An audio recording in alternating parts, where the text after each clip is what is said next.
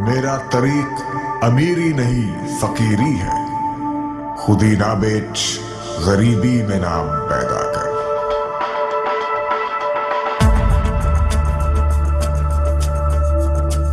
نسلم علی رسولہ الکریم، اما بعد فاعوذ باللہ من الشیطان الرجیم، بسم اللہ الرحمن الرحیم۔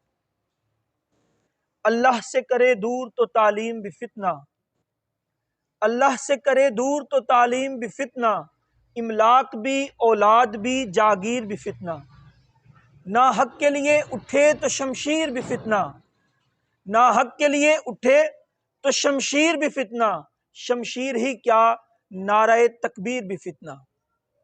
آج کا دن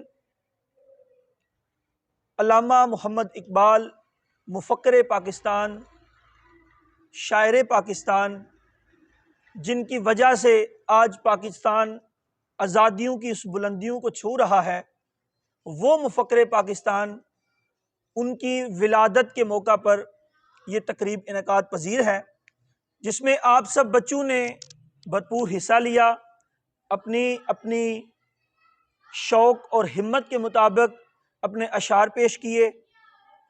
آج ہم اس ہستی کا ولادت منا رہے ہیں کہ جو عاشق رسول ہیں۔ ہمارے بہت سارے اداروں میں، ہمارے بہت سارے جو نیشنل ادارے ہیں، ان میں بھی جب تقاریب منعقد کی جاتی ہیں تو ہم بڑے افسوس سے یہ بات کہتے ہیں کہ وہاں پر صرف علامہ محمد اقبال کو ایک شاعر کی حیثیت سے ہی تعظیم کی جاتی ہے۔ ایک اچھا شاعر ہونا، یا وہ ایک بہت اعلیٰ پائے کے شاعر تھے، یا وہ انہوں نے آزادی کی تحریک کے اندر بہت اعلیٰ کردار ادا کیا، یہ تو ان کے پاکستان کے ریلیٹڈ وہ کارنامے ہیں جن کو ہم ساری زندگی بھول نہیں سکتے۔ لیکن اس کے علاوہ یہ ساری چیزیں کیسے ممکن ہوئیں، یہ ساری چیزیں پاسبل کیسے ہوئیں؟ سوچنے کا انداز یہ ہونا چاہیے۔ ہمیں سوچنا اس طرح سے پڑے گا کہ علامہ محمد اقبال نے آخر کیسے خواب دیکھ لیا، ہمیں کیوں نہیں وہ خواب آتے، ہمارے دل میں وہ کیوں نہیں چیزیں آتی کہ ہم پاکستان کی آزادی کے لیے کچھ کریں۔ وہ علامہ اقبال کے ذہن میں وہ خواب کیوں آیا؟ کیونکہ وہ عاشق رسول ہیں۔ میں آپ کے ساتھ ایک واقعہ شیئر کرتا ہوں کہ علامہ محمد اقبال کے جو خدمتگار تھے نا، ان کا نام تھا علی بخش۔ کیا نام تھا؟ علی بخش نے کتاب لکھی ہے جس کو سر سید احمد خان نے کوٹ کیا ہے۔ وہ جب علی پور جو ان کی یونیورسٹی تھی اس میں ان کو بلایا گیا ایز اے مہمان، جب علامہ اقبال کی ڈیتھ ہو چکی تھی، اس کے بعد تو وہ جب وہاں پر آئے تو ان سے پوچھا گیا کہ آپ علامہ اقبال کی زندگی کا کوئی ایسا واقعہ شیئر کریں جو آپ کے سامنے پیش آیا ہو اور آپ اس سے بڑا ماخوذ ہوئے ہوں۔ انہوں نے پھر اس یونیورسٹی میں لیکچر دیتے ہوئے یہ واقعہ سنایا کہ ایک دفعہ رات کے 3 بجے ہیں اور علامہ اقبال اٹھے ہیں، ایک دم سے اٹھ کر باہر آتے ہیں اپنے کمرے سے اور کہتے ہیں کہ علی بخش، آج بڑے خاص مہمان نے آنا ہے، تو آپ ایسا کرو کہ آپ لسی لے کے آؤ۔ تو علی بخش کہتے ہیں علامہ اقبال سے کہ حضور ٹائم دیکھیں، رات کے 3 بجے ہیں، اس ٹائم مجھے لسی کہاں سے ملے گی، تو میں کیسے جاؤں اور کیسے لے کے آؤں؟ انہوں نے کہا نہیں آج بڑے خاص مہمان آنے ہیں، آپ جائیں تو صحیح، آپ کو لسی مل جائے گی۔ تو علی بخش کہتے ہیں کہ میں دیکھتا ہوں جانے سے پہلے کہ ایک نورانی چہرے والے بزرگ ہیں، ٹھیک ہے، جو علامہ اقبال سے گفتگو کر رہے ہیں کمرے میں بیٹھ کر، ٹھیک ہے، کمرہ روشن ہے، نور سے، تجلیات سے روشن ہے، اور علامہ اقبال ان کے ساتھ گفتگو کر رہے ہیں، اور دونوں کبھی مسکرانا شروع کر دیتے ہیں اور کبھی ان کی آنکھوں میں آنسو آ جاتے ہیں۔ کہتے ہیں کہ میں نے یہ منظر دیکھا اور یہ منظر دیکھنے کے بعد میں باہر نکلا اور میں لسی لینے کے لیے چلا گیا، یہ سوچ کر کہ علامہ اقبال نے کہا ہے تو میں چلے چکر لگاتا ہوں، لیکن مجھے یہ یقین تھا کہ لسی نہیں ملے گی۔ ظاہر سی بات ہے کہ رات کے 3 بجے کہاں سے ملتی ہے لسی، دکانیں بند، ہر چیز بند، تو لیکن ایک یقین تھا نا کہ انہوں نے کہا ہے، تو وہ چلے گئے۔ جب وہ جاتے ہیں محلے میں، یہی سیالکوٹ کا یہ واقعہ ہے۔ علامہ اقبال آپ کو پتہ ہے نا سیالکوٹ میں پیدا ہوئے، تو سیالکوٹ میں جو کشمیری محلے میں، اسلام آباد محلے میں ان کا گھر ہے، وہاں کا یہ واقعہ ہے کہ جب وہ وہاں سے پھر نکلتے ہیں نا تو آگے جاتے ہیں، ایک چوک کراس کرتے ہیں اور اگلے چوک میں جب جاتے ہیں تو وہاں پر ایک چوک میں دکان ہے اور دکان پہ ایک بابا لسی بنا رہا ہے، ایسے وہ لسی کو جناب وہ ایک جگ سے دوسرے جگ میں وہ پھینک رہا ہے، سارا شہر خاموش ہے، سویا ہوا ہے، لیکن وہ ایک بابا کھڑا ہو کے کیا کر رہا ہے؟ لسی بنا رہا ہے۔ دیکھ کے حیران ہو گئے، جی آج بابا نہ یہ رمضان ہے کہ نہ سحری کا ٹائم ہے کہ یہاں پر لسی، لیکن یہ آج کیا مطلب واقعہ ہو گیا ہے؟ انہوں نے ان کے پاس گئے اور وہ جا کر ابھی کھڑے ہی ہوئے ہیں تو بابا جی نے 2 گلاس لسی کے پکڑائے ان کو کہ یہ لیں جی، آپ کی یہ ڈیوٹی لگی ہے اور یہ آپ لسی لیں اور چلے جائیں۔ نے کہا میں یہ حیران پریشان، علی بخش کہتے ہیں کہ میں حیران پریشان، میں نے اس کو بتایا نہیں کہ میں لسی لینے آیا ہوں، اور میں نے یہ بھی نہیں بتایا کہ مجھے 2 گلاس چاہیے۔ انہوں نے خود ہی 2 گلاس لسی پیش کی، یہ لسی لے کے واپس آ گئے۔ انہوں نے واپس آ کر کمرے کو دستک دی اور علامہ اقبال نے کمرے کے اندر سے ان سے لسی پکڑ لی اور اندر لے گئے، یہ باہر آ گئے۔ اب یہ دیکھتے رہے کچھ مزید ٹائم ان کی یہ میٹنگ چلتی رہی، بات چیت چلتی رہی۔ بات چیت ہونے کے بعد پھر وہ دونوں آپس میں ملتے ہیں، گلے ملتے ہیں، پھر اس کے بعد مصافحہ کرنے کے بعد علامہ اقبال ان کو چھوڑنے جاتے ہیں، باہر تک گلی تک چھوڑ کے آتے ہیں۔ جب چھوڑ کے اچھے طریقے سے ان کے ہاتھوں کا بھی بوسہ لے رہے ہیں، ان کی قدم بوسی بھی کر رہے ہیں۔ اب انہوں نے دیکھا تھا کہ علامہ اقبال تو ایک وکیل ہیں، ایک ایڈوکیٹ ہیں، وہ تو کبھی بہت کم دیکھا کہ کسی کے آگے وہ جھکے ہوں یا کبھی کسی کے ساتھ انہوں نے کوئی اس طرح سے بات کی ہو، لیکن یہ ایک انوکھا منظر تھا جو علی بخش نے ساری زندگی میں، علامہ اقبال کی زندگی میں یہ دیکھا تھا۔ پھر کیا ہوا کہ جب وہ اس کو چھوڑ کے واپس آئے نا تو پھر علی بخش کے تو اب وہ جو طبق تھے وہ اتنی اوپر چلے گئے تھے کہ اس کو سمجھ نہیں آ رہی تھی کہ آج اس کے ساتھ ہوا کیا ہے۔ بہت سارے سوالات نے جنم لے لیا ہوا تھا جس کا اس کو اندازہ ہی نہیں تھا۔ جیسے ہی علامہ اقبال واپس آتے ہیں تو وہ پہلے ان کے قدموں میں گرتا ہے اور کہتا ہے کہ حضور مجھے بتائیں یہ ماجرا کیا ہے، میں تو پریشان ہوں، میرا دماغ پھٹ جائے گا بھی تھوڑی دیر میں اگر آپ نے مجھے کلیئر نہ کیا کہ یہ معاملہ کیا ہے۔ تو علامہ اقبال کہتے ہیں کہ بیٹھ جاؤ۔ یہ علامہ اقبال کے سٹارٹنگ ایج کا واقعہ ہے، یہ تب وہ نہ ابھی لندن جرمنی وہ پڑھنے کے لیے ابھی نہیں گئے ہوئے تھے، ابھی ادھر تھے اپنی جو یہ خواب پاکستان سے بھی پہلے کا واقعہ ہے، جب ان کو یہ خواب آتا ہے یا خطبہ اہل آباد ہے اس سے پہلے کا یہ واقعہ ہے، ٹھیک ہے۔ تو وہ پھر علی بخش کو بتاتے ہیں کہ یہ جو ہماری آج کی میٹنگ ہوئی ہے جس کو تم دیکھ کر پریشان ہو رہے تھے، تو وہاں تم گئے ہو لسی لینے کے لیے، اور وہاں جو لسی لینے والا بابا جس نے تمہیں پوچھے بغیر تمہیں لسی دے دیا، ان سارے معاملات سے تم پریشان ہو، مجھ سے وعدہ کرو کہ یہ راز تم میری وفات کے بعد لوگوں کو بتاؤ گے تو میں پھر تمہیں یہ بتاؤں۔ یہ وعدہ لیا پہلے علی بخش نے، ہاتھ پہ ہاتھ رکھ کے یہ وعدہ دیا کہ آپ کی وفات کے بعد میں یہ راز کسی کو بتاؤں گا، آپ جب تک زندہ رہیں گے میں نہیں بتاؤں گا۔ نے کہا ٹھیک ہے۔ پھر انہوں نے کہا کہ یہ جو شخص جو ہستی میرے ساتھ گفتگو کر رہے تھے یہ سرکار دو عالم صلی اللہ علیہ وآلہ وسلم تھے، اور جس بابے سے تو لسی لے کے آیا ہے وہ داتا علی حجویری تھے، اور یہ دونوں ہستیاں آج رات مجھے یہ ڈیوٹی عنایت کر کے گئی ہیں کہ پاکستان کو آزاد کروانا، پاکستان کو بنانا ہے، اور تم نے ساتھ مل کر اس کو بنانا ہے۔ اس میں اللہ پاک نے اقبال کو چنا ہے کہ تو اس کا آئیڈیا، جس کو آج ہم آئیڈیالوجی کہتے ہیں، اقبال کی آئیڈیالوجی کہتے ہیں، وہ حقیقت میں آئیڈیالوجی مصطفیٰ ہے، وہ حضور پاک صلی اللہ علیہ وآلہ وسلم کی آئیڈیالوجی ہے جو انہوں نے علامہ اقبال کو بتائی، اس کے بعد انہوں نے اس کو اپنے خواب میں، اپنے ارادوں میں پختگی لائی، اور پھر انہوں نے اس کو دنیا کے سامنے پیش کیا۔ یہی طریقہ پھر آگے قائد اعظم محمد علی جناح کو سارا فالو اپ کیا گیا۔ یہ معاملات ایسے نہیں ہوتے، یہ ہستیاں خود بخود کچھ نہیں کرتی، نہ یہ کر سکتی ہیں، ان کو پیچھے سے ڈائریکشن ملتی ہے۔ وہ ڈائریکشن حضور پاک صلی اللہ علیہ وآلہ وسلم کی طرف سے ان کو ملی تھی۔ یہ ایمان افروز واقعہ بہت کم سٹیج پر بتایا جاتا ہے کہ علامہ اقبال کا یہ بھی مقام ہے۔ آپ خود سوچیں کہ اس شخصیت کا کیا مقام ہوگا کہ جس کے پاس بیٹھ کر رسول پاک گفتگو کر رہے ہیں، اس سے بڑھ کر ان کا کیا مقام ہوگا۔ تو اصل میں یہ ایک ڈائریکشن تھی جو ان کو شروع سے دی گئی۔ پھر انہوں نے اپنا خواب، پھر انہوں نے قائد اعظم کو خط لکھے کہ آپ وہاں آپ واپس آئیں، آپ واپس آئیں۔ قائد اعظم باہر چلے گئے ہوئے تھے، لندن میں وہ وکالت کرتے تھے، لیکن جب انہوں نے ان کو خط لکھے پھر وہ ان کے خط پڑھ کر واپس آئیں۔ پھر انہوں نے تحریک پاکستان کا آغاز کیا ہے. اس کے اندر پھر جو اس ٹائم کے سب سے پائے کے مفتی اور سب سے پائے کے عالم اور بزرگان دین میں اولیاء کرام میں شامل ہونے والے پیر سید جماعت علی شاہ صاحب ہیں، ان کا انہوں نے ساتھ حاصل کیا. یہ پاکستان صرف ان ہستیوں سے نہیں بنا، اس میں اولیاء کرام کا خون بھی شامل ہے، اس میں ان کی محنت شامل ہے، ان کے مریدین نے اس میں بہت ساری قربانیاں دی ہیں. تو پھر انہوں نے شاعری میں کمال کر دیا. جب وہ شاعری میں آیا، آپ سب نے یہ اشعار پیش کیے ہیں سب بچوں نے. میں نے سٹارٹنگ پہ یہ شعر پڑھا ہے، جو اللہ سے کرے دور تو تعلیم بھی فتنہ. اس کو سمجھیں کہ اللہ سے اگر تعلیم بھی دور کر رہی ہے نا تو تعلیم فتنہ ہے. املاک بھی، اولاد بھی، جاگیر بھی فتنہ.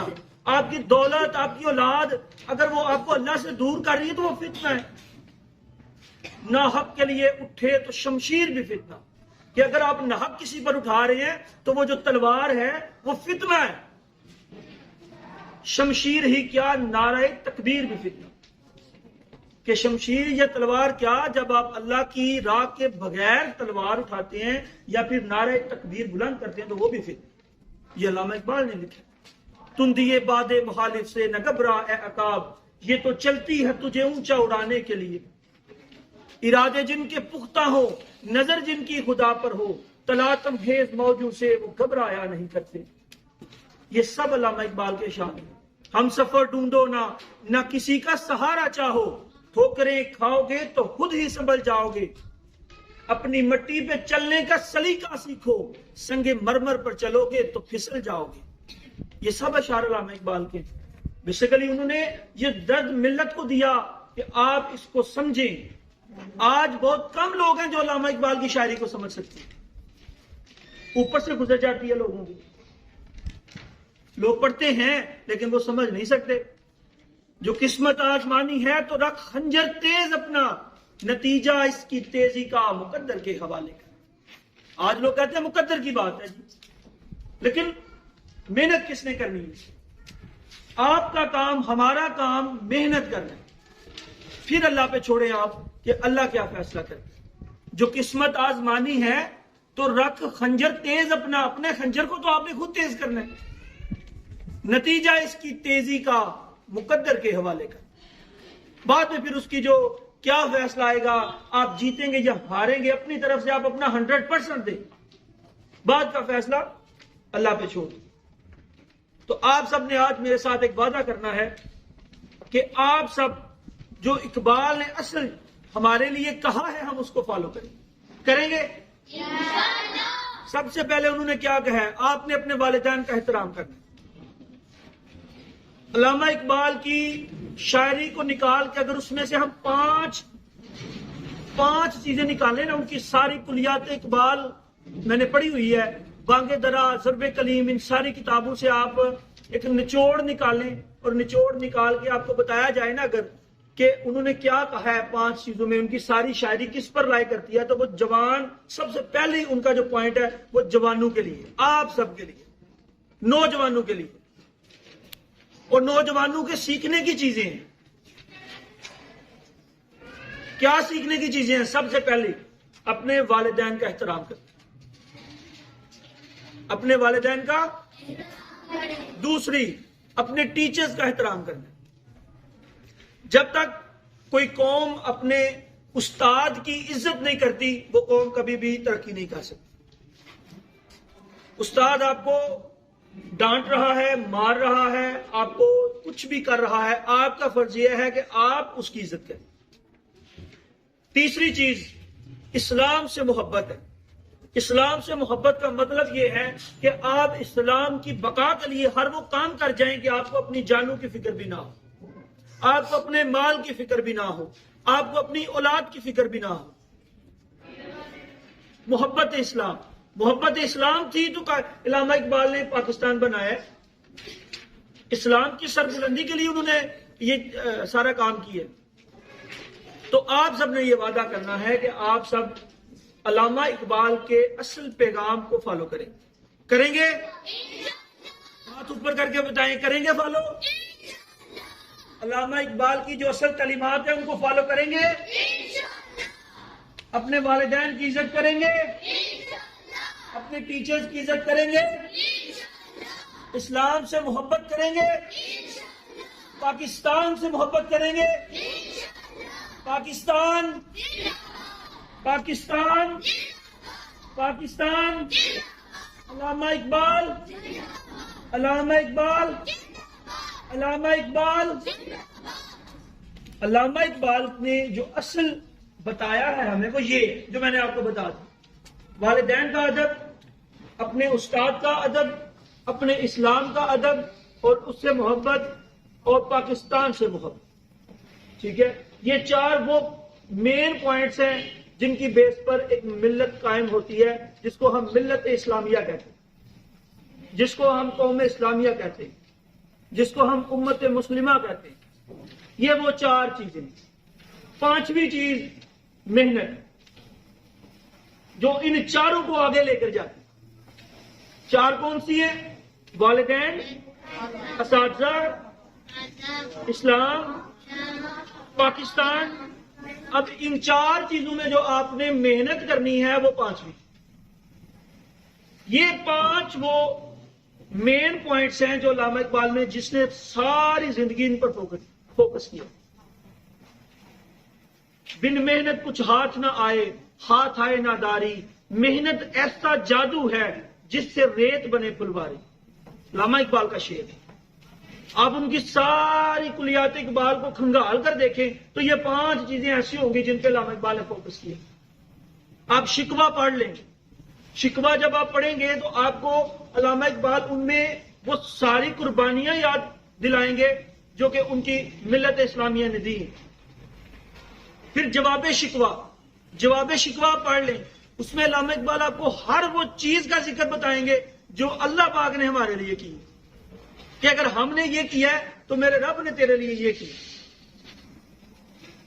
تو اس لیے میں اپنی گفتگو کا اختتام انہی الفاظ سے کروں گا کہ ہم سب نے، آپ سب نے آج کے اس دن کا جو اصل مقصد ہے اس کو منانا ہے، اس کو سمجھنا ہے اور اپنے ملک کے لیے، اپنے اسلام کے لیے، ان کی بقا کے لیے، سربلندی کے لیے ہر وہ کام کرنا ہے جس کی اسے ضرورت ہے.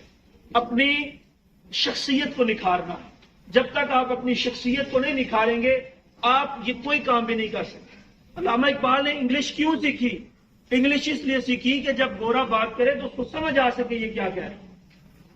آپ کو ہم انگلش کیوں سکھا رہے ہیں؟ یہاں پہ بات پر کیوں کرتے ہیں کہ آپ انگلش میں بات کریں، انگلش میں بات کریں، انگلش کو یوز کریں. اس کا مطلب یہ نہیں کہ انگلش کو بہت بڑی لینگویج ہے، یہ انگلش نہ بولنے سے ہمارا گزارا نہیں ہے.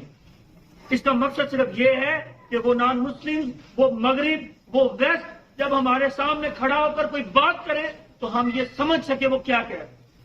اگر وہ ہمارے نبی کے کچھ خلاف کہے تو ہمیں سمجھ آئے وہ کیا کہہ رہے ہیں. اگر وہ ہمارے اسلام کے خلاف کہے تو ہمیں سمجھ آئے وہ کیا کہہ رہے ہیں. اگر وہ پاکستان کے کچھ خلاف کہے تو ہمیں سمجھ آئے کہ وہ کیا کہہ رہے ہیں. اس لیے ہم زبان سیکھتے ہیں ان کی کہ ہمیں ان کا جو اعداد و شمار ہے وہ سمجھ آ سکے کہ وہ ہمارے خلاف کیا کاروائیاں کر رہے ہیں. اس لیے آپ سب نے اپنے آپ کو اس قابل بنانا ہے کہ آپ ان سے مقابلہ کر سکیں، ہم ان کے سامنے کھڑے ہو سکیں، ان سے بات کر سکیں. پھر جا کر علامہ اقبال کے اصل موقف کی پیروی کی جائے گی. پھر جا کر ہم سمجھیں گے کہ ہم نے علامہ اقبال کی اس محنت کا حق ادا کیا ہے. وہ جوانان مسلم کو جو بات کرتے تھے ہم نے اس کو فالو کیا. پھر جا کر پتا چلے گا. ٹھیک ہے، سمجھ آ گئی میری بات کی؟ آخر پر میں دوبارہ وہی شعر کوٹ کروں گا. آپ نے اس کو غور کرنا ہے اور اس کو اپنی زندگیوں میں ایسے شامل کرنا ہے کہ آپ لوگ کوئی آپ کو یہ بات نہ کر سکے کہ ہم سفر ڈھونڈو نہ کسی کا سہارا چاہو، ٹھوکریں کھاؤ گے تو خود ہی سنبھل جاؤ گے. اپنی مٹی پہ چلنے کا سلیقہ سیکھو، سنگ مرمر پر چلو گے تو پھسل جاؤ گے. وما علینا الا البلاغ.